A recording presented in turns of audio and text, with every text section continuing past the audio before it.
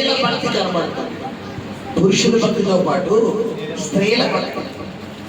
అయితే మరి ఆది కాండం దగ్గర నుండి ప్రకటన గ్రంథం వరకు కూడా నేను ధ్యానం చేసి పిల్లరా ఒక 20 మంది స్త్రీలను మేము ముందుకు తీసుకురావడం జరిగింది.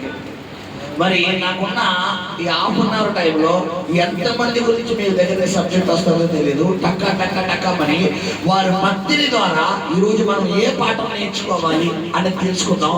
మొట్టమొదటి స్త్రీ ఎవరంటే పిల్లరా యేసు తల్లి అయిన మరియ. ఎవరైనా నేను పేపర్ పుస్తకం పెన్ను పుస్తకం తెచ్చుకున్నాను అని రాసుకోండి. చాలా మంచి సబ్జెక్ట్ ఇది పిల్లరా. మొట్టమొదటిగా స్త్రీలలో చెప్పుకోదగినటువంటి స్త్రీ ఎవరైనా ఉన్నారా అంటే యేసు ప్రభు వారి తల్లి అయిన మరియ. ఈమె మనకి ఎక్కడ పరిచయం అవుతుందంటే మత్తయి సువార్త 1:18 వచ్చింది. మత్తయి సువార్త 1:18 టక్క టక్క చదివినా యేసుక్రీస్తు జనన విధానం ఎట్లనగా ఆయన తల్లి అయిన మరియ యోసేపునకు ప్రదానము చేయబడిన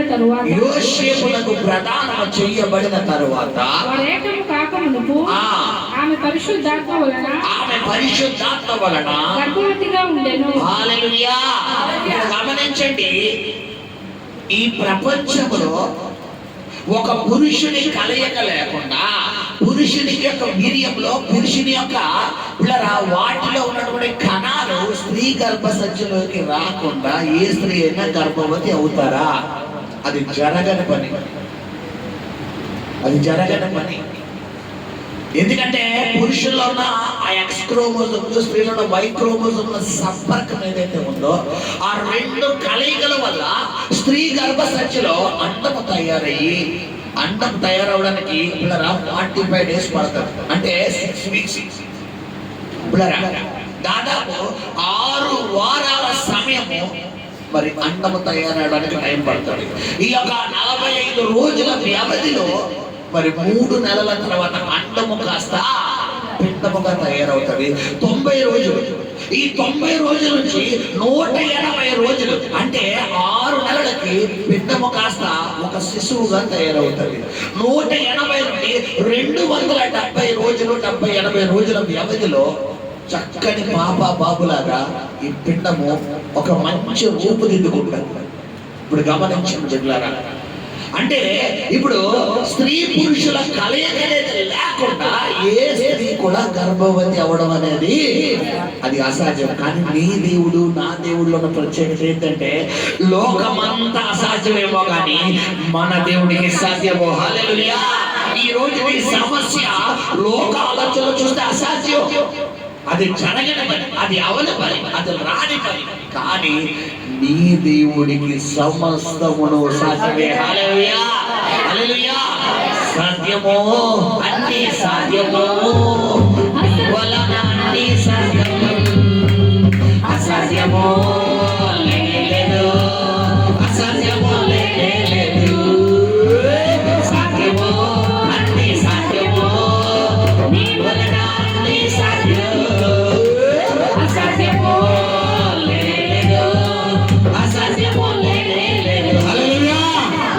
గర్భవతి కన్య మరి ఎవరి వల్ల పిల్లరా? పరిశుద్ధాత్మ వల్ల.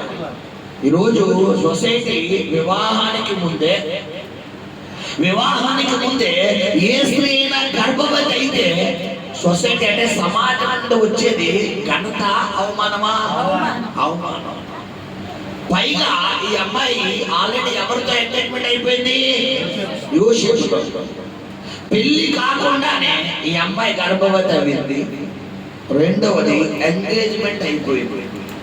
ఇప్పుడు కట్టుకున్న భర్త ఈ అమ్మాయి మీద గ్యారంటీ ఏమేయడానికి అవకాశాలు ఉన్నాయి?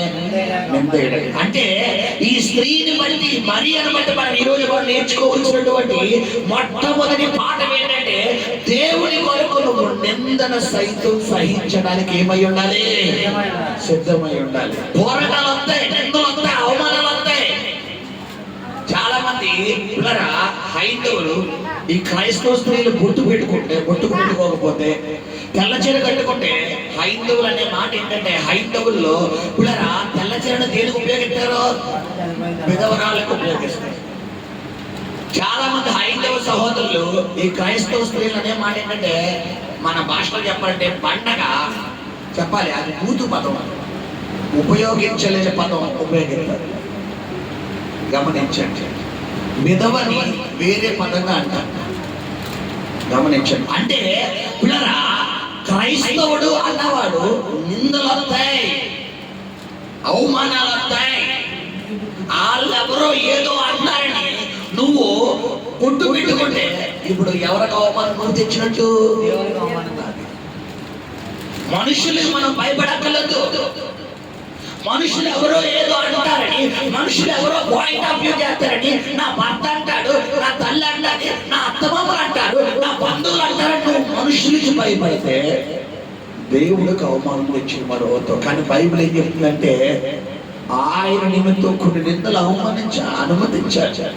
అందుకే బైబిల్లో మత్తయి సువార్త 5:5 ధన్యతల్లో గల ఒక ధన్యత ఏంటంటే, నీతి నిమిత్తము ఆకలి దప్పులు కన్నవారు ధన్యులు. పిల్లల తర్వాత చెప్తున్నాడు, పిల్లరా ఎవరైతే నా నిమిత్తం నిందించబడుతున్నారో, హింసించబడుతున్నారో, వారు ఎవరైతే అబద్ధంగా వారి మీద చెడ్డ మాటలెల్లా పలుకున్నప్పుడు మీరు ధన్యులు, సంతోషించి ఆనందించుడి, పరలోకమందు నీ ఫలం ఏమవుతుందంట? అధికము. శబ్దంగా స్తోత్రం చేయలేదావా?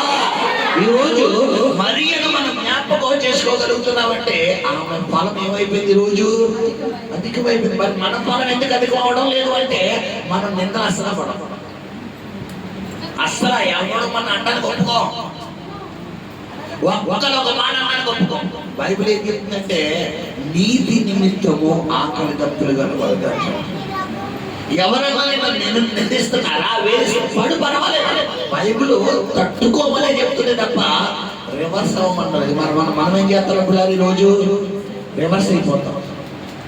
నన్ను తిట్టారు కాబట్టి నేను తిట్టానండి, నన్ను కొట్టారు కాబట్టి నేను కొట్టానండి. మరి అదేనా క్రైస్తవ్యం చెప్తుందంటే? కాదు పెట్టారు. కన్య మరి మనం నేర్చుకోవచ్చు. మొట్టమొదటి పాట వింటామా పిల్లరా? నిందలు వస్తాయి, అవమానాలు వస్తాయి. వివాహం కాకముందే ఈ అమ్మాయి గర్భిణి అయిపోయింది. ఇప్పుడు లోకమంతా ఈ అమ్మాయిని అప్పుడు దాకా పరిశుద్ధురాలిగా చూసినటువంటి మరియను ఒక్కసారిగా సొసైటీ దృష్టి ఈ అమ్మాయికి ఎలా పడిపోతే విషపు చూపు పడిపోతుంది. విషపు చూపు. ఇప్పుడు లోకమంతా నీ మీద విషపు చూపు కలిగి ఉన్నా గానీ నువ్వు ఎవరి వైపు చూడాలి? దేవుడి వైపు. హల్లెలూయా. మరియా మరి యేసు ప్రభు వారి తన స్టేట్మెంట్ ఏంటంటే మనం చూసుకుంటే, చూడండి పిల్లరా, మత్తయి సువార్తలో ఒక అద్భుతమైన మాట అక్కడ మరియా యేసు ప్రభు వార్త అంటుంది, మరియా నువ్వు గర్భవతి అవ్వబోతున్నావు అన్న మాట అన్న తర్వాత, చూడండి ఇది ఎలా నాకు సాధ్యము, నేను ఆ మాట చదువునా మత్తయి సువార్త 2వ అధ్యాయము, నేను పురుషుని ఎరగలేని దాన్నే అన్నప్పుడు ధన్యురాగ్ని అంటది. ఆ మాట అంట చూడండి.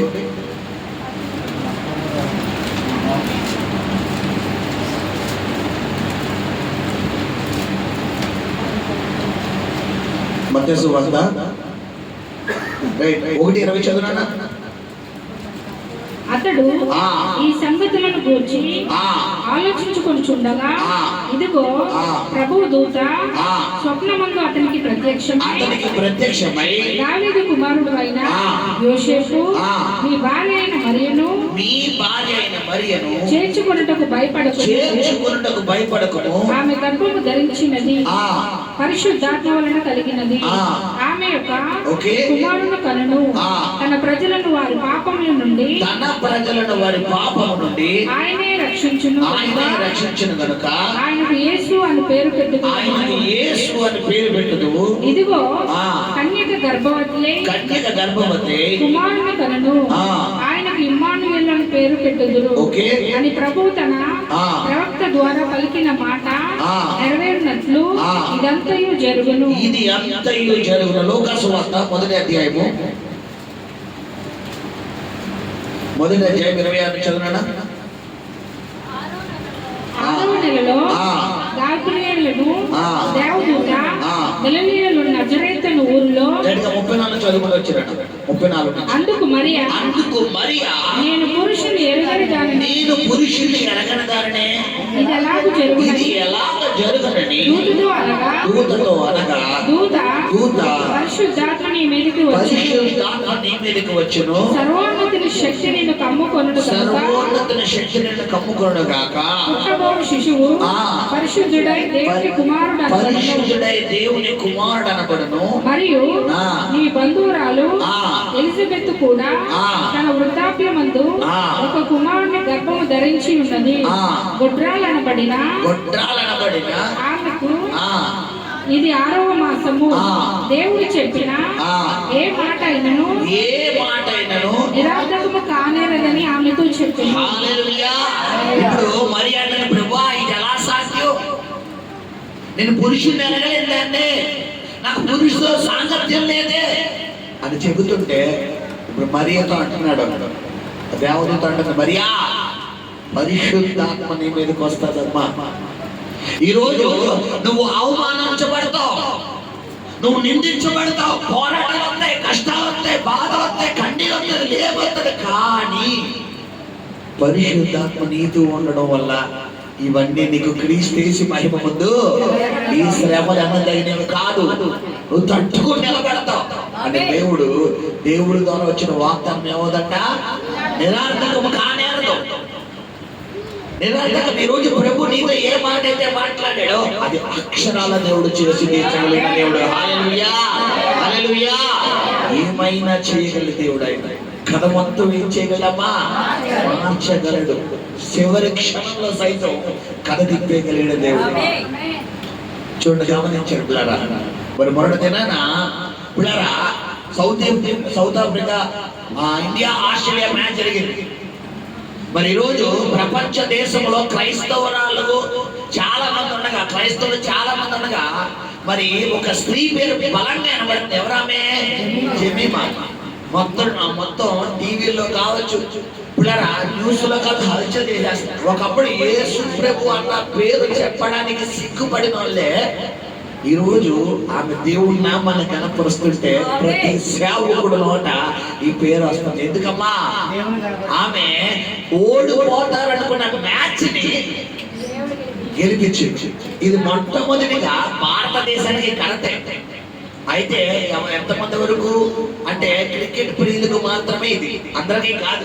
కానీ ఆ అమ్మాయి ఇంటర్వ్యూ తీసుకున్నప్పుడు దీని వెనకాల ఎవరున్నారు, నువ్వు ఇంత కష్టపడ్డావు కదా, ఇంత విన్ అయ్యావు కదా, దీనికి గల కారణం ఏంటని అడిగారు. అలా ఇంటర్వ్యూ చేసినప్పుడు ఐసీసీ వాళ్ళు ఆ వరల్డ్ కప్ వాళ్ళు అడిగితే ఆ అమ్మాయి ఇచ్చిన స్టేట్మెంట్ ఏంటి కూడా ఇచ్చిన, first of all thanks to Jesus, నా దేవుడు నా వెనకాల ఉన్నాడు. హల్లెలూయా. ఈ రోజు నువ్వు చెప్పగలగాలి నీ విజయానికి కారణం. మనం ఏం చేస్తాం? నేను చాలా హార్డ్ వర్క్ చేశానండి, చాలా కష్టపడ్డాను, పగలనక రాత్రనక గుడ్లు తీపిసుకున్నాను, అలా చేశాను, ఇలా చేశాను, మా అన్నయ్య నేర్పాడు, మా వాడు వేసే బిస్కెట్లన్నీ ఎక్కడ వేస్తాం చెప్పండి. మేము ఎప్పుడు మాట్లాడలేదు. ఇంత అదృష్టానికి కారణం ఎవరంటే అయ్యో మా ఆయనేనండి, మా ఆవిడేనండి. మా ఆవిడ నన్ను వెనకాల బాగా చెప్పాలి పుష్ చేయడం వల్ల నన్ను, మా మమ్మీ అండి, మా డాడీ అండి అంటాం. మరి జెమిమా ఏం చెప్పిందమ్మా? నా దేవుడు, ఫస్ట్ ఆఫ్ ఆల్ నా దేవుడు, తర్వాత తల్లిదండ్రులు, తర్వాత కోచ్. ఈరోజు దేవుడు ప్రోత్సాహం లేకుండా నువ్వు ఈ స్థాయిలోకి రావు, దేవుడు కృప లేకుండా ఈ రోజు నువ్వు ఈ స్థాయిలోకి రావు. ఇప్పుడు జెమిమా పిల్లరా చెప్తున్నారు అది కదా, మరి అంటే ఏమంటుందమ్మా? పిల్లరా ప్రభు దృష్టికి నేను ధన్యురాలి. ప్రభువా ఇది ఎలా సాధ్యమన్న వ్యక్తే ఆమె ఇచ్చిన స్టేట్మెంట్ ఏంటంటే నేను ధన్యురాలు. చదవనమ్మా మాట చదువు. అందుకు మరియా, ఇదిగో ప్రభు దాసురాలు, నీ మాట చెప్పున నాకు. ఈరోజు ఆ మాట నువ్వు అనాలి.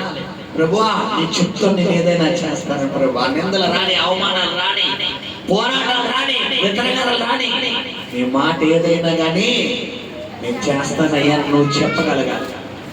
షడ్రక్ మేషక్ అబేద్నెగోల ముందు అగ్నిగుండం ఉంది. నెబుకద్నెజర్ అడుగుతున్నాడు, లాస్ట్ అండ్ ఫైనల్ చాయిస్ అయ్యా మీకు, మీరు ఆ ప్రతిమకు ఒక్కరైనా నాకు వినబడింది, ఇది నిజమా అని అడిగితే ఇప్పుడు అప్పుడు దాకా సైన్యాధిపతులు, చక్రవర్తులు, రాజు మంత్రులు అందరూ అడిగారు, ఎందుకు వచ్చారు రా బాబు, ఒకసారి దండం పెట్టచ్చు కదా. ఓ దండం పెట్టే దేవుని మనసులో వేసే ఎందుకో, మనసులో వేసే ఎందుకో, పైకి వాళ్ళు దండం పెట్టే నీ గురించి దేవుడు తెలుసుగా అంటే, ఒకవేళ షట్టర్ మేసకప్లో వెళ్ళి మనం ఉన్నాం అనుకోండి, ఎందుకు వచ్చింది గొడవ ఇడంటున్నా వేసే క్షమించిన ఆయన ప్రభా, నేను చేసే తెలుసో తెలియకు చేసేస్తున్నాను ప్రభా, నా పరిస్థితి బట్టి ఇప్పుడు నన్ను తీసుకెళ్ళి అట్లే వేసేస్తాను, ఆ తందూరి చికెన్ కాలిపోయినట్టుగా మొత్తం కాలిపోతాను, నాకు ఇంకా బతకాలను ప్రభా, నా వెనకాల చాలా మంది ఉన్నారు, అందరినీ చక్క పెట్టాలంటే నేను ఉండాలి ప్రభా అని మనం ఏం చేస్తాం. సరే రాజా, ఇందాకేదో తొందరపాట్లు అన్నాను, సరే ఇప్పుడు చెప్పేస్తాను, ఇంకో మళ్ళా అనొచ్చు, ఈ మేషకు ఈ అభ్యర్థులకి ఇదిగో ఈడు చెప్తే నేను చేసేది, నాకు వద్దు బాబాయ్, అరే బాబు మీ సాగు నేను రాజా మొక్కలు కదా అంట, ఆడెళ్ళిపోయేట నేను వెళ్ళిపోతాను మేషకు, వీళ్ళందరూ వెళ్ళిపోతే అభ్యర్థం అంటున్నా నేను వచ్చి. ఇప్పుడు వీళ్ళ జీవితాంతం ఆ బబులోను దేశంలో దాసులుగానే ఉంటుంది. దేవుడు ప్లానింగ్ అది చెప్పాలి. దాసులుగా ఉండడానికి పిలిచాడు ఆయన, ఆయన కుమారులుగా ఉండడానికి పిలిచాడా, దాసులుగా ఉండడానికి పిలిచాడా, వారసులుగా ఉండడానికి పిలిచాడా. హల్లెలూయా. వీళ్ళు అంటున్నారు, రాజా ఇందుని గురించి చింత మాకు లేదు, మేము అస్సలు పెట్టావో చావనైనా చేస్తాం కానీ మేము పెట్టాం, మా దేవుడు రక్షించడానికి సామర్థ్యుడు. హల్లెలూయా. ఈ రోజు నీ అగ్నిగుండం వంటి శ్రమలను చెప్పగలగా నా దేవుడు రక్షిస్తాడు. ఇదే చేయగలదు, ఈ రోగం ఏం చేయగలదు, ఈ అప్పు ఏం చేయగలదు, ఈ సమస్య ఏం చేయగలదు, నువ్వు చెప్పగలగాలి. మనం ఏం చేస్తాం చెప్పండి, చెప్తావా అంటే పాస్టర్ గారు ఆలకున్నంత భక్తి మాకు లేదండి, ఆలకు నువ్వు అలా లేదనడం వల్లే అయిపోతుంది మొత్తం సినిమా. ఎప్పుడైతే అగ్నిగుండంలో వేశాడో గమనించండి బిడ్డలారా, కేకలు అరుపులు వస్తాయి అనుకున్నారు.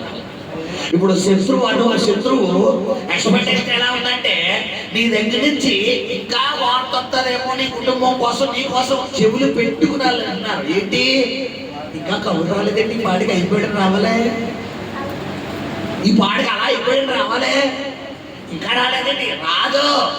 రంగంలోకి ఎవరు దిగారు? దేవుడు దిగాడు. అక్కడ అంటున్నాడు నెబుకద్నెజరు, ఎవరే బాబు పక్కన సిద్ధారా, ఒరే మనం ముగ్గురు తీసాం కదా, నాలుగోడు కనపడతాడు ఏంట్రా, పైగా నాలుగోడు ఎలా ఉన్నాడట, దేవత వల్లే దేవదూతను పోలిన మండిపోతున్నాడు రా బాబు అనగానే ఈ పక్కన అనుకోలేగానే, అవును రాజా నువ్వు చెప్పింది కంటే నీకు సైట్ ఏమో అనుకున్నాను కానీ నాకు అలాగే కనపడతాడు. నలుగురే నాలుగో వాడు. హల్లెలూయా. బబులోను దేశమందున ఆ ముగ్గురు భక్తులు బొమ్మకు మొక్కనందున, బబులోను దేశమందున ఆ ముగ్గురు భక్తులు బొమ్మకు మొక్కనందున, పడి బంధించి చెరసాలలో వేసి, పడి బంధించి ఈ గుండంలో వెయ్య. నాలుగో వాడు కన్నాలేరా, ఓ భక్తుడా నాలో రమ్మని పిలవలేరా, వాడు ఉండలేరా, ఓ భక్తుడా నాలో రమ్మని పిలవలేరా. నాలుగో వాడుగానే రాగలిగిన దేవుడు, నీ శ్రమ అగ్నిగుండంలో ఉండే దేవుడు, సింహాల బోన్లో ఉండే దేవుడు, యోషేపు గోతులో ఉండే దేవుడు, నీతో వచ్చే దేవుడు ఆయన. నేను వదలలా, ఒంటరిగా వదిలే దేవుడు కాదమ్మా ఆయన, ఒంటరిగా వదిలే దేవుడు కాదు, మీలో ఒంటరైన వాడు 1000 మంది ఎగుడు. హల్లెలూయా. మరి ఎందుకంటే పాస్టర్ గారు నన్ను అందరూ ప్రేమించలేదు, అందరూ ద్వేషం చేస్తున్నారంటే, నీకు ఆయన విలువ తెలియాలంటే చెప్పాలి. మజ్జిగన్నం ఎంతమందికి ఇష్టం? మజ్జిగన్నం అమ్మ అందరికి ఇష్టం ఉండదు. కొంతమంది మజ్జిగ వేసుకో తెలుసా, కొంతమంది అసలు మజ్జిగ వాసన కూడా దగ్గర రాదు. మజ్జిగ వాసన వచ్చే కడుపులు ఏమవుద్ది, తిప్పెత్తది. అస్సలు మజ్జిగన్నం తింటారు, అన్నీ తింటారు. ఇప్పుడు మజ్జిగన్నం పొద్దున తింటే ఇంకెంత బాగుంటుంది, చాలా ఆరోగ్యం. ఓ plate bajji, plate puri, plate dosa, plate idli, plate sambar, idli, plate pesarattu upma తింటే ఒక గంటలో ఆకలేసారు. సద్దన్నం తింటే మధ్యాహ్నం తినే వరకు కూడా ఏం చేయదు. ఇప్పుడు నీకు సద్దన్నం విలువ తెలియాలంటే ముందు ఏం ఆగిపోవాలి చెప్పండి? బజ్జీలు, గార్లు, పూరీలు ఆగిపోవాలి. నువ్వు ఆగమంటే ఆగిపోతాయా చెప్పలే. ఆయన ఏం చేస్తారంటే ఈ సద్దన్నం విలువ నీకు తెలియాలంటే పూరీలు, బజ్జీలు ఆగిపోతాడు. డాక్టర్ అంటారు, బాబు రేపటి నుంచి నువ్వు ఆయన కంటే ఏమీ తినకూడదు, ఇడ్లీ కూడా తినకూడదు, ఓన్లీ పొద్దున్నే సద్దన్నం తినాలి అంటాడు. సచ్చినట్టు ఏం చేస్తాడు? లేదుయా. దేవుడు ఏం చేస్తాడు కొన్ని సందర్భాల్లో ఆయన నీతో తోడుగా రావడం కోసం ఇవన్నింటినీ పక్కన ఆగేస్తాడు. ఇప్పుడు వద్దన్న మనం ఏం చేద్దాం? మొత్తం పెట్టుకుంటాం. ఇప్పుడు కొన్ని సందర్భాల్లో దేవుడు ఆయన జీవితంలోకి రావడానికి ఆయన పరిస్థితులన్నీ ఎలా ఉంటాయంటే పూర్తిగా తలకిందులుగా ఉంటాయి. తలకిందులుగా ఉన్నప్పుడే మనం ఎవరి మీద ఆధారపడాలి పిల్లరా? దేవుడి మీద ఆధారపడాలి. హల్లెలూయా. మనం వీటి మీద ఆధారపడతాం చెప్పాలి. రేపు పొద్దున అర్జెంట్గా 10,000 కావాలి, రేపు పొద్దున అర్జెంట్గా 10,000 కావాలి. ఈ రాత్రి నుంచి మనం ఏం చేస్తామంటే ఎవరిని అడిగితే బాగుంటుంది, ఎవరికి ఫోన్ చేస్తే బాగుంటుంది, ఎవరి దగ్గర తీసుకుంటే బాగుంటుంది అని 100 ఆలోచనలు పెట్టుకుంటాం. నేను అంటాను ప్రయత్నం చేయడం తప్పు కాదు, కానీ దానికంటే ముందు ఎవరిని అడగాలి? యేసయ్యా నువ్వే నాకు ఇవ్వాలి, పలానా వ్యక్తిని అడుగుదాం అనుకున్నది నేను చెప్తామా కాదా అని అడగాలి. మనం ఏం చేస్తాం? ఏం అడగాలి?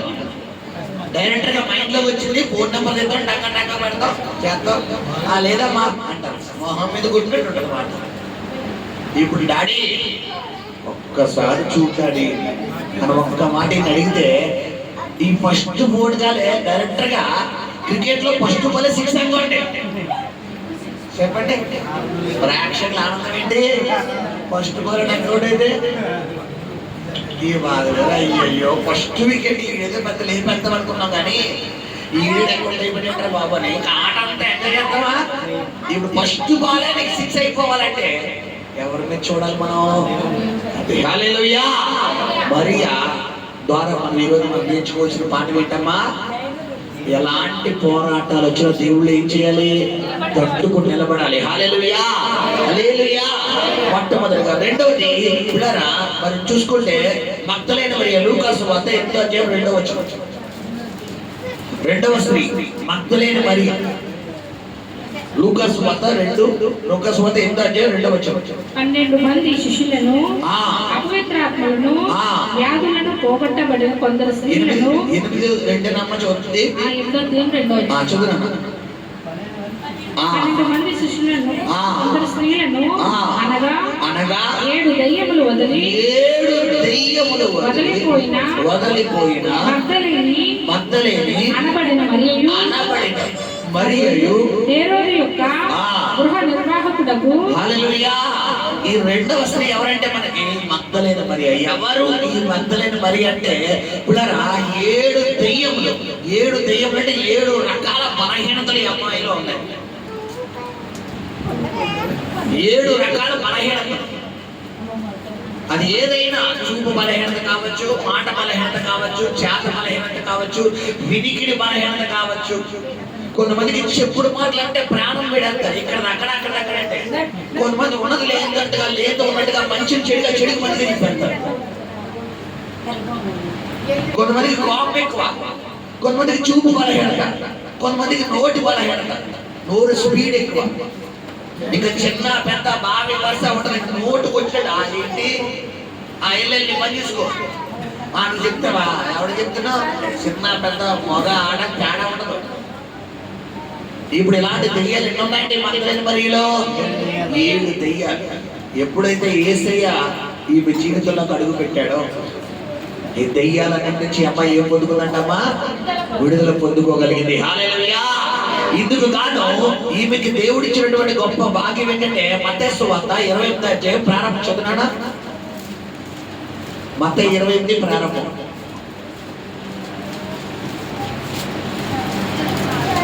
యేసు విశ్రాంతి దినము గడిచిపోయిన తరువాత ఆదివారమున తెల్లవారుచుండగా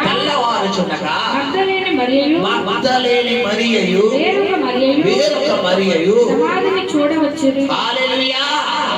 ఈమె ఈ బలహీనతలోంచి యేసయ్యను విడిపించాడు. నా పాపపు జీవితంలోంచి యేసయ్యను విడిపించాడు. నా రహస్య జీవితంలోంచి యేసయ్యను విడిపించాడు. నా అతిక్రమం కలిగిన జీవితంలోంచి యేసయ్యను విడిపించాడు. నా కోపపు జీవితంలోంచి యేసయ్యను విడిపించాడు. ఈ 7 రకాల దయ్యాల నుంచి నన్ను యేసయ్య విడిపించాడని ఈ అమ్మాయి మూలకెళ్ళి కూర్చోలేదు. ఈ అమ్మాయి ఏం చేస్తుందంట? ఆయన పునరుద్ధానం గుర్తుపెట్టుకోండి. విషయం ఏంటంటే ఆయన పునరుద్ధానం గురించి ఎవరితో ఎక్కువ చెప్పాడంటే శిష్యులతో చెప్పాడు. కానీ శిష్యులు ఏమయ్యారని పునరుద్ధానంనే మర్చిపోయి ఎక్కడున్నారంటే వాళ్ళ మేడ మీద గదిలో భయంతో బిక్కుమని ఉన్నారు. కానీ ఆయన పునరుద్ధానం గుర్తు పెట్టుకుని స్త్రీ ఎవరమ్మా? మగ్దలేని మరియ. హల్లెలూయా, హల్లెలూయా. మగ్దలేని మరియ అంట. విశ్రాంతి దినము గడిచిపోయిన తర్వాత, విశ్రాంతి దినం అంటే ఎప్పుడంటే శనివారం ఆ రోజుల్లో. ఇప్పుడు ఆ విశ్రాంతి దినం ఆదివారం. సిద్ధపాటు దినం ఆ రోజుల్లో ఎప్పుడంటే శుక్రవారం. విశ్రాంతి దినం శనివారం. అంటే 6 దినాలు దేవుడు మన సమస్త సృష్టిని మానవుని నిర్మించిన తర్వాత 7వ దినాన్ని దేవుడు ఏం చేశాడు చెప్పాలి? విశ్రాంతి దినంగా ప్రకటించాడు. ఎప్పుడైతే యేసు ప్రభు వారు తిరిగి లేచాడో ఆ విశ్రాంతి దినం ఎలా మారిపోయిందంటే ఇప్పుడు ఆదివారానికి పోస్ట్ పోన్ అయ్యి పునరుద్ధాన దినముగా ఈ రోజు మనం చేయగలుగుతున్నాం. హల్లెలూయా. చాలా చర్చిల్లో వెనకాల పెడతారంటే పునరుద్ధాన ఆదివారం ఆరాధన. పునరుద్ధరణ అన్న మాట కట్టుబెట్టింది యేసు తిరిగి లేవడం. 3 అర్థాలు ఉన్నాయి, 3 పదాలు ఉన్నాయి. ఒక పదం బైబిల్లో లేదు, 2 పదాలు ఉన్నాయి. పునర్జీవము. బైబిల్లో పునర్జీవం అన్న పదం ఉంది. పునర్జీవం అంటే చనిపోయి తిరిగి లేవడం, మళ్ళా చనిపోవడం. ముందు మనిషికి వచ్చినటువంటి మరణం ప్రకారం అది సహజ మరణము, యాక్సిడెంట్లీ డెత్, ఏదో ఒక డెత్. చనిపోతాడు, మళ్ళా తిరిగి లేస్తాడు, మళ్ళా చనిపోతాడు. ఇది పునర్జీవం. రెండోది పునర్జన్మ. ఇది లేదు, క్రైస్తవులు ఇది నమ్మరు, హైందవ సహోదరులు నమ్ముతారు. మూడోది ఏంటి పిల్లరా? పునరుద్ధరణ. ఇది చనిపోతాడు, లెగుస్తాడు, మరలా ఇక జీవితంలో మరణం ఉండదు. హల్లెలూయా. ఇప్పుడు ఎవరైతే క్రీస్తు సొంత రక్షకులుగా అంగీకరిస్తారో వారికి పునరుద్ధరణ. హల్లెలూయా. ఇప్పుడు గమనించండి, ఈ మగ్దలేని మరియ, ఈ రోజు మరియ నుండి మనం నేర్చుకోవాల్సినటువంటి సబ్జెక్ట్ ఏంటంటే ఈమె కృతజ్ఞత కలిగి ఉంది. మొట్టమొదటి మరియ ద్వారా మనం ఏం నేర్చుకున్నాం చెప్పాలి? దేవుడి కొరకు నిందలు, అవమానాలు, పోరాటాలు వస్తాయి. ఏం చేయాలి? తట్టుకుని నిలబడాలి. షడ్రక్ మేషక్ అబేద్నెగోకు పోరాటాలు వచ్చినాయి. దానియేలుకు వచ్చిన పోరాటం ఏంటమ్మా? యూట్యూబ్ మానేమన్నారా? ఫేస్బుక్ మానేమన్నారా? షేర్ చేయడం మానేమన్నారా? Tick talk మానేమన్నారా? ఏం మానేమన్నారు? మరి మనం చెప్తే అదే మాట. చెప్పండి చెప్పండి. సినిమా మానేమన్నారా? దానియేలుని సీరియల్స్ మానేమన్నారా? ఏం మానేమన్నారు? నువ్వు ప్రార్థన మానే, సింహాలు పోలేమన్నారు. ఇప్పుడు దానియేలు నానా నా శ్వాసే ప్రార్థన, నేను పిలిచే గాలే ప్రార్థన. సరే, రోజు కుమారు ప్రార్థన చేస్తాం కదా, 3వసారి ఒకవేళ దానియేలు ప్రార్థన ఎలా చేస్తాడు? 3వసారి ప్రార్థన చేసేలోపు ప్రార్థన చెయ్యకపోతే దానియేలు తీసుకెళ్ళి ఎందుకు వేసారు? 3వసారి 3వ ప్రార్థన చేద్దాం, మోకాలు వేసాడంటే కళ్ళు తెలిసారు. దానియేలు ఎక్కడ ఉన్నాడంటే బయట ఉన్నాడు. ఇప్పుడు శత్రువు అంటాడు, సత్యాడు, రా రా రా రా నీకోసం ఎదురు చూస్తాను, రా రా రా రా అంటాడు. ఇప్పుడు నువ్వు చెప్పాలి, వస్తాను, కంగారు పడకు, వస్తాను, నేను ఒక్కడే రావట్లేదు, నాతో పాటు ఎవరు తీసుకొస్తున్నానా అని చెప్పాలి. నువ్వు అమ్మో వద్దు బాబా వచ్చేస్తా, వద్దు వద్దు వద్దు అన్నావా? వాడు ఇంకా నీ ప్రతి సినిమా యాక్టింగ్ చేయాలి. ఇప్పుడు ఎప్పుడైనా మనం చూడండి, ఎవడన్నా కొట్టడానికి ఏంటి ఏంటి కొట్టు కొట్టు అన్నావు అనుకోండి, అవతలోడు 2 అడిగితే ఎడకెళ్తాడు. ఇప్పుడు వద్దు వద్దు అన్నావు అనుకోండి, అవతలోడు కొట్టగలిగే ధైర్యం లేకపోయినా ఈ భయం ఆడికి ఎవడ ఏమైపోద్ది? ఇప్పుడు శత్రువు భయపడాలా తిరగబడాలా? తిరగబడాలంటే నీలో ఏముండాలి? గుండె ధైర్యం ఉండమంటే నీ దగ్గర ఏముండాలి? చెప్పలే, చెప్పండమ్మా, యేసయ్య ఉండాలి. రెండవది కృతజ్ఞత కలిగి ఉందంట. ఎవరమ్మా? మగ్దలేని మరియ. పునరుద్ధానం ఇంకనూ చీకటిగా ఉండగానే నా యేసును చూడాలనే తత్వం కలిగి వెళ్ళిపోయిందంట. హల్లెలూయా, హల్లెలూయా. గమనించండి, ఒక స్త్రీ గురించి చెప్పుకుని ముగిస్తాను. పిల్లరా, మనం చూసుకుంటే కనుక 6 యోహాను సువార్త 4:7 నుంచి 4 యోహాను సువార్త 4వ అధ్యాయం. సమరయ స్త్రీ ఒకటి నీళ్లు చేదుకొనుటకు అక్కడికి రాగా యేసు నాకు దాహమునకు ఇమ్మని ఆమెను అడిగెను. ఆయన శిష్యులు ఆహారం కొనుటకు ఊరిలోనికి వెళ్ళి ఉంటుంది. ఆ సమరయ స్త్రీ యూదుడవైన నీవు సమరయ స్త్రీనైనా. హల్లెలూయా. ఈ సబ్జెక్ట్ అంతా మనకు తెలుసు. అక్కడ జరిగిన సన్నివేశం కూడా చాలా సార్లు విని ఉన్నాం. ఇప్పుడు సమరయ స్త్రీ సబ్జెక్ట్ నుంచి మనం ఈ రోజు నేర్చుకోవాల్సిన సబ్జెక్ట్ ఏంటంటే, పిల్లరా, ఎప్పుడైతే యేసయ్య తన జీవితంలోకి వచ్చాడో ఈమె పాపపు జీవితాన్ని ఏం చేయగలుగుతుంది? ఆ కొండను ఏం చేయగలుగుతామా? చెప్పండి. విడిచిపెట్టేసింది. నా మాట చదివాడా? ఆ స్త్రీ తన కుండ విడిచిపెట్టి ఏళ్ళని, ఆ కుండ అంటే పాపపు కొండ. యేసు తన జీవితంలోకి రాలేనంత వరకు తన జీవితం పాపపు జీవితంలోకి మునిగిపోయింది. ఎప్పుడైతే నేను ఆ కొండను విడిచిపెట్టాడో ఈమెలోకి ఇప్పుడు ఎవరు రాగలిగారు? చెప్పాలి. ఈ రోజు నువ్వు విడిచిపెడితేనే నీకు ఆశీర్వాదం. అబ్రాహాము తండ్రి ఆదికాండ, అబ్రాహామా, నువ్వు లేచి నీ తండ్రి ఇంటి నుండి, నీ దేశము నుండి, నీ బంధువుల యొద్ద నుండి విడిచిపెట్టాడు. ఈ రోజు నువ్వు విడిచిపెట్టాలి. ఆ లోకాన్ని విడిచిపెట్టాలి, ఆ పాపాన్ని విడిచిపెట్టాలి, ఆ లోకాన్ని విడిచిపెట్టాలి, ఆ స్నేహాన్ని విడిచిపెట్టాలి, ఆ సహవాసాన్ని విడిచిపెట్టాలి. దేవుడు ఏదైతే వద్దు అంటాడో దాన్ని ఏం చేయగలగాలి? విడిచిపెట్టాలి. మనం ఏం చేద్దాం? విడిచిపెట్టబడి ఇంకా దగ్గరగా అటాచ్ చేయబోతాం. నువ్వు ఇంకా దగ్గరగా అటాచ్ చేయకపోవడం వల్ల నీకు కలిగే నష్టం తప్ప ₹1 లాభం. ఎవరిని మోసం చేస్తున్నాం మనం? చెప్పండి అమ్మా. నిన్ను నువ్వు మోసం చేసి దేవుణ్ణి కూడా కాదు, ఆయన మోసపోడు, వెక్కిరింపబడడు. ఎవరిని మోసం చేసుకున్నాం? మనల్ని మనమే మోసం చేసుకున్నాం. ఇప్పుడు నేను లాంచీ భజం అని అంటారా? లాంచీ భజం ఇది వేసుకుని నేను కోట్ వేసుకున్నాను అనుకోండి, మీరు అందరూ నవ్వుతారా లేదా? చెప్పండి. నేను కోట్ వేసుకున్నా, కోటు పోతా మేడం. మాస్టర్ గారు మీకు తెలియదండి, కోట్ కదండి, లాంచీ అంటే అన్న ఊరుకా, నీకేం తెలుసు? ఊరుకాక నీకేం తెలుసు? ఇది కోటు, ఇది చూసావా, బాగుంది చూసావా అన్నాడు అనుకోండి. మాస్టర్ గారు కోట్ అని ఫీల్ అవుతున్నారులా ఉంది, ఫోన్లే ఫీల్ అవునే. ఆయన ఆనందం అయింది అనుకుని, ఇంతకీ నేను నిజం చెప్తున్నానా అబద్ధం చెప్తున్నానా? అబద్ధాన్ని బట్టి నేను ఏమవుతున్నాను? సాటిస్ఫై అవుతున్నాను. కొంతమంది అబద్ధాన్ని బట్టి సంతృప్తి చెప్తారు. ఎంతకాలం? ఏదో ఒకరోజు బట్టబయలు అయిపోతుంది, ఒకరోజు బట్టబయలు అవుతుంది. బట్టబయలు అవ్వలేనంత వరకు, లోకంలో సాధన దొరకలేనంత వరకు దొరే. నువ్వు దొరకలేనంత వరకు దొరికిన తర్వాత ఇప్పుడు దేవుడు అంటాడు, సమరయ స్త్రీ అప్పుడు దాకా పట్టబడలా. ఎప్పుడైతే యేసయ్య తన జీవితంలోకి వచ్చాడో ఏం చేస్తుందంట? తన కుండనే జీవితాన్ని ఏం చేయగలుగుతుంది? విడిచిపెట్టగలుగుతుంది. ఈ రోజు నువ్వు ఏం చేయగలగాలమ్మా? విడిచిపెట్టగలగాలి. హల్లెలూయా, హల్లెలూయా.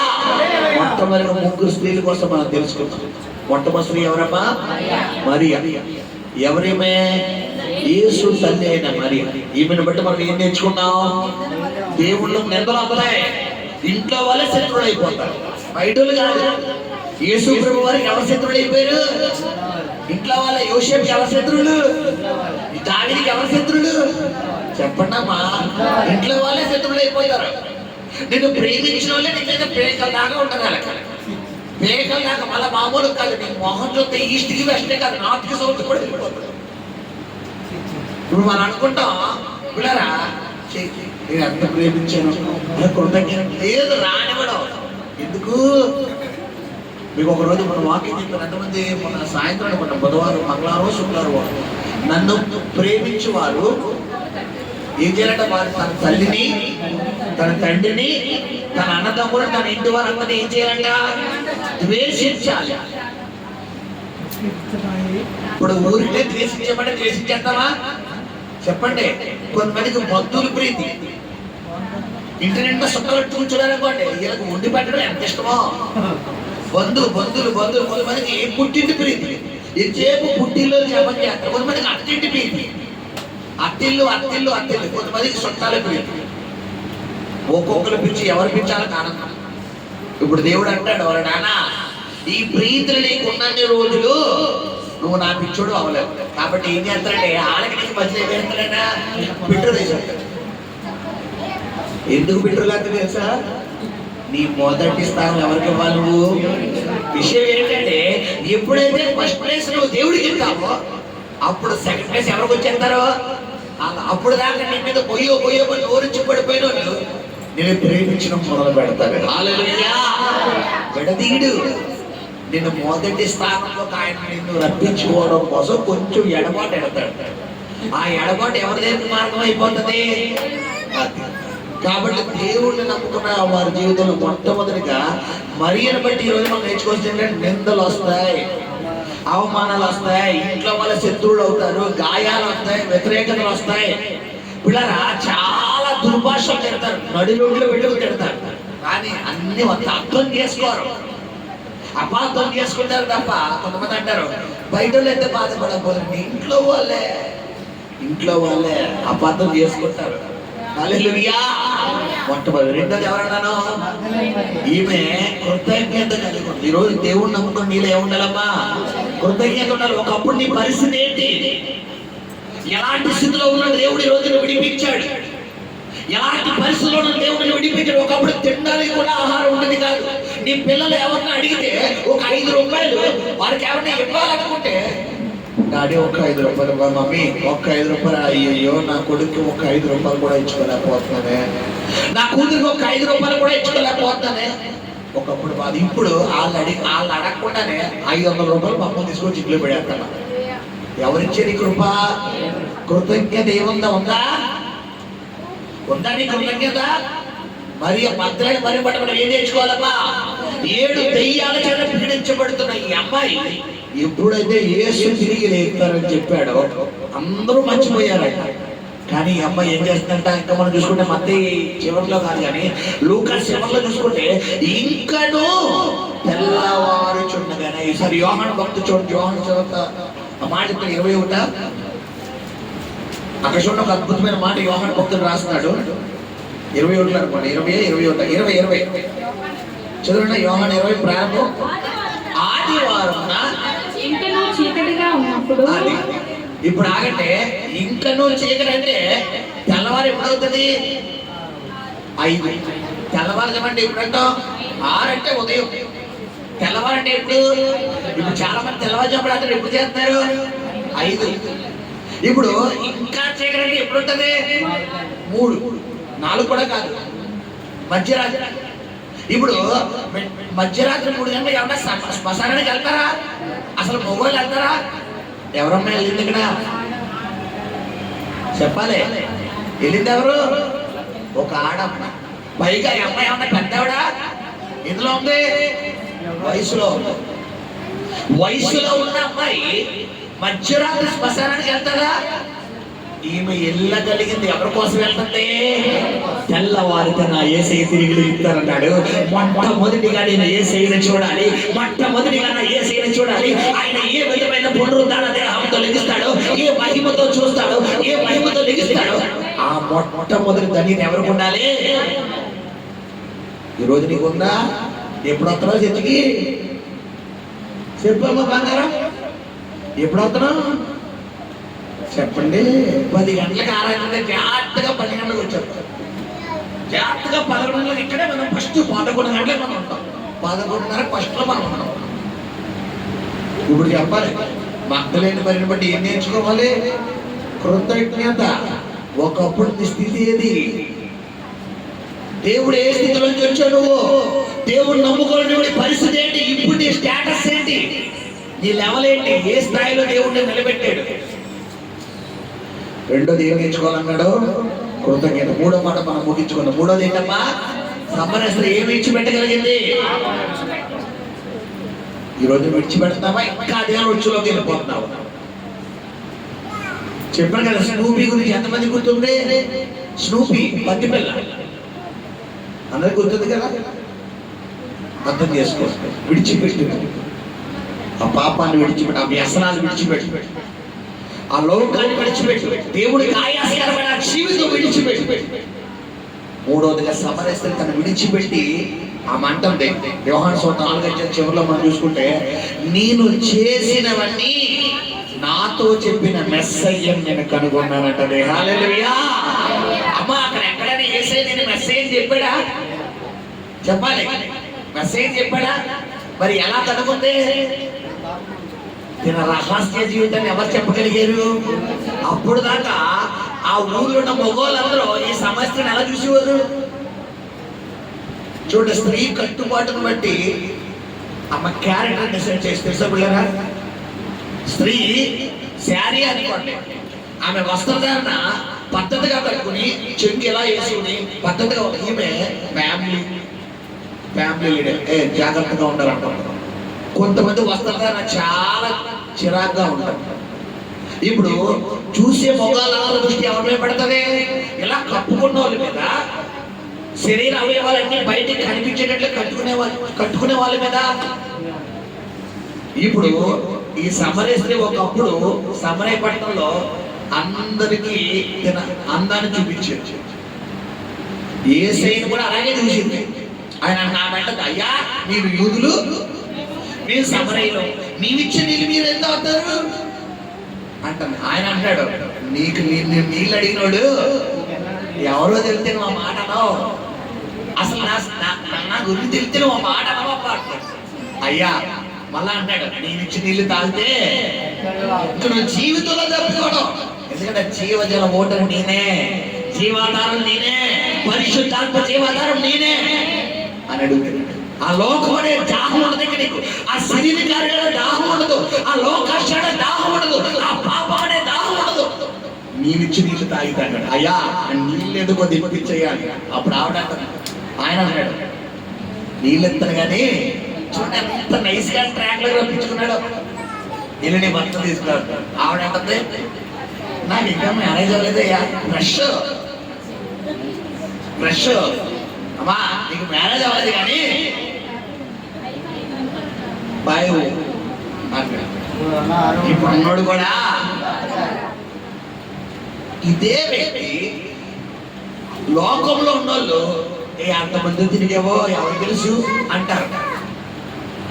మనుషులు యేసయ్య ఏమంటాడో చూడండి, ఆయన మాటలో కూడా ఏం కనబడుతుందమ్మా? ప్రేమ కనబడుతుంది. ఒక పాపిని ఎలా పిలుస్తున్నాడు ఆయన? అమ్మా, హల్లెలూయా. ప్రేమతో మార్చేసేసి ఆమె జీవితం అంటుంది. అయ్యా అన్నా, తమ్ముడు, నేను చేసినవన్నీ నాతో చెప్పిన మెస్సయ్యను కనుగొన్నానయ్యా. వద్దయ్యా, నేను ఆ జీవితం విడిచిపెట్టేశాను. నేను ఆ జీవితం విడిచిపెట్టేశానయ్యా. ఆ పాపము కొండను విడిచిపెట్టేశానయ్యా అని పరిగెట్టుకుంటా వెళ్ళి ఆ ఊరందరినీ ఎవరైనా తీసుకొచ్చిందంట. ఆమె ఊరిని తీసుకొచ్చే వరకు యేసయ్య ఎక్కడున్నాడు? అక్కడే ఉన్నాడు. నువ్వు ఇంటికి వెళ్ళి తీసుకురావాలి. ఊరు ఎక్కడికే? యేసయ్య దగ్గరికి తీసుకొస్తావా? ఇక్కడ వదిలి వెళ్ళిపోతావా? తీసుకొస్తానంటే చెప్పాలి. తీసుకొస్తానంటే రేపు క్రిస్మస్ తీసుకురావాలి. ఎక్కడికి? క్రిస్మస్. ఎప్పుడు? డిసెంబర్ 15 క్రిస్మస్కి తీసుకురావాలి. లేదు పాస్టర్ గారు, నాకు అన్నీ అలవాట్లేదు, నా సిగ్గు మొహమాటం అన్నీ ఉన్నాయంటే ఉపయోగించే దగ్గర ఉపయోగించామా? సిగ్గు ఎవరి దగ్గర కాదు, సువార్త విషయంలో కాదు. చెప్పు, నీ జీవితంలో దేవుడు ఒకప్పుడు నీ పరిస్థితి ఏంటి, ఇప్పుడు ఏంటి? అవకాశం దొరికితే ఏం చేయాలి? మనం దూసుకెళ్ళిపోవాలి. అవకాశం కొంచెం దొరికినా చాలు దూసుకెళ్ళిపోవాలి. హల్లెలూయా. ముగ్గురు స్త్రీల గురించి ఇంకా చాలా మంది ఉన్నారు. క్రమక్రమంగా వారు చెప్పుకుంటారు. కళ్ళు మూసుకోండి. పరిశుద్ధ నమ్మకం కనికరం కలిగిన ప్రియపరులకు తండ్రి, అయా నీకు వందనాలు చెల్లిస్తున్నాము తండ్రి. మరి ముగ్గురు స్త్రీల గురించి ఈ రోజు మీరు మాతో మాట్లాడారు ఆయన. మొట్టమొదటి